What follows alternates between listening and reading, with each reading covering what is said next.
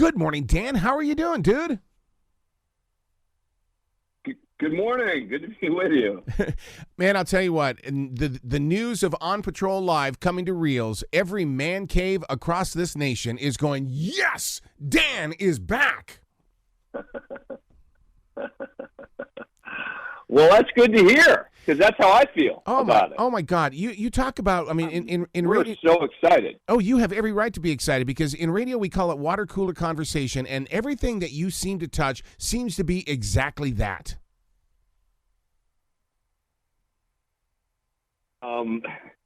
This one is certainly one that we've been talking about for a while, right? And I've been talking about this for a while. And I thought the show was going to be back. I thought that we were going to have a, On Patrol Live type show last year. Mm-hmm. It took a while to get all the pieces together, all the ducks in a row, and here we are. So it's great. I can't imagine what it's like to have all of these live cameras across the nation and syncing them up to be on the same page at the same time.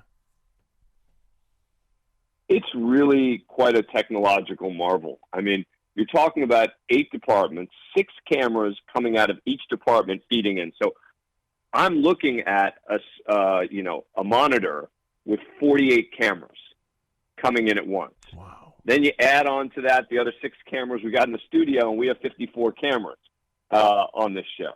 So this is a mega operation, and that's part of what makes hosting it so exciting. What's so funny about how your career has unraveled right here in front of us, because I feel like that you're like a child actor. We've watched you grow up, and I mean you're that guy that we point to saying I just saw him on ABC, and I just saw him talk about this because it's the law, and then here you are hosting a show like this. Yeah, but look, I think that this is law enforcement, right? I mean, this is about I've covered police and policing for a lot of my career. What I haven't been able to do, apart from a ride along here or there, is actually spend hours and hours watching police do what they do. I've watched hours and hours of courtroom. I've watched hours and hours of lawyers. But before hosting Live PD, I hadn't spent hours and hours watching police. Yeah. And I think that that's very important perspective for everything else I do. And that's the point of the show, so that the audience joins us in watching do what they do. Would you say that you and Sergeant Sean are basically the Tom Brady's, the quarterbacks of what's going on for we who are armchair quarterbacks? Because the way that you do explain it really does educate the community.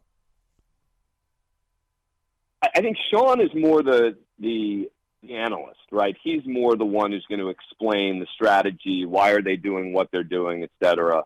I'm more the guy who's just helping to move things around, right? to welcome people, move you from place to place, et cetera. But when it comes to why are we seeing, what are we doing? Why are they making this move? Why are they touching the back of the police car, et cetera, the back of the car, et cetera? Sergeant Curtis Wilson from Richland County and Sean are the ones who are going to be providing that insight. Now, are we going to see the people down there in South Carolina? Because, that's one of our favorite places to watch. Those guys are crazy in South Carolina. Well, we are very excited. We're actually in 2 departments in South Carolina. So the one that people who watch Live PD will certainly recognize is Richland County, South Carolina. A great department there out of Columbia. And then we're also going to be in the Berkeley County Sheriff's Office in Moncks Corner, South Carolina as well. So, yes, we got 2 departments out of South Carolina. Oh, my God. I have been to both of those places, and I mean, you could not have asked for better places to see how life really is. That's what people will see, is how life really is, but just as importantly, how policing really is. Well, let me ask you a question, Dan. Monks, that's the swamplands over there. Swamp Thing was filmed in that area and stuff like that. Are we going to see some crime around those swamp areas? Here's the challenge with this show, right? is I can't tell you what's going to happen. Oh, you know exactly. why? Because I don't know. Because the show's live. It's not like I can sit here and tell you, oh yeah, we're going to see this. I don't know what we're going to see. I don't know. I don't know how you prepare for something. I know we're going to be following this. We're going to be following this department. I know that. I know that if there are crimes that you're talking about, we'll probably see them. But beyond that, I don't know. Oh, my God. How do you even prepare for a live show like this? Because, I mean, you've got to have a lot of Tums hanging around. I mean, look, the key to prepping for a show like this, is being amped, right? Ready to rock and roll when we get there, because I know that we're going to be bouncing around between departments. Number two is getting to know a little bit about the officers. So on Friday, before we go out, we're going to find out who are all the officers we're following. And to get a little background on each of the officers, get to know a little bit more about them, and just watch them do what they do. Wow.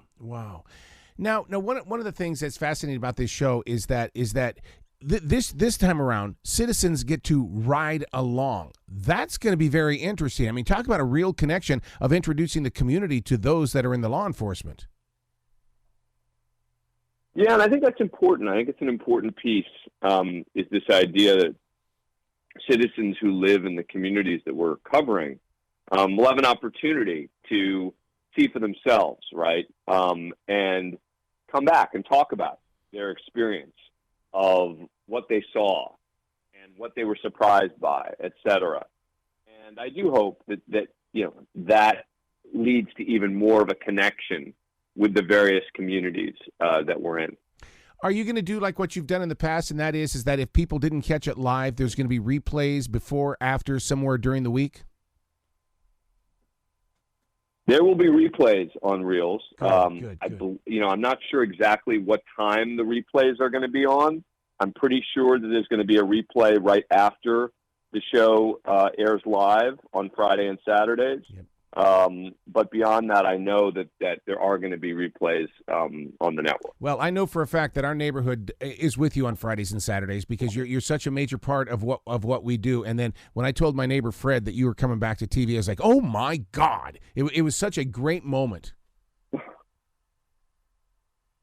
Well, that's great. I love that. And I think there really is this committed audience of people who really have felt that we need a live police show back on the air. And so tell Fred I said hi. So you said that On Patrol Live is a show that you've been working on for a while. What other shows are being stewed up inside that imagination of yours?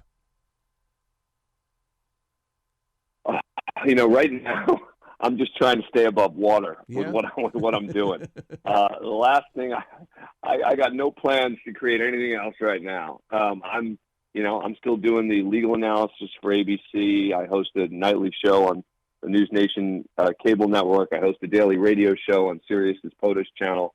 I run a media business. So the last thing I can do right now is think about another show. And I got to tell you, I've spent a lot of time focusing on bringing On Patrol Live onto the air. Wow. So this is a real achievement, and this is something I've been thinking about for a long time, and it's an important, very important thing. Well, it really is. It puts us really out there, and it's time for us to stop assuming and start watching shows like what you were delivering to us so that we can see what's really going on. And that's why I'm so proud of you as a broadcaster as well as a journalist.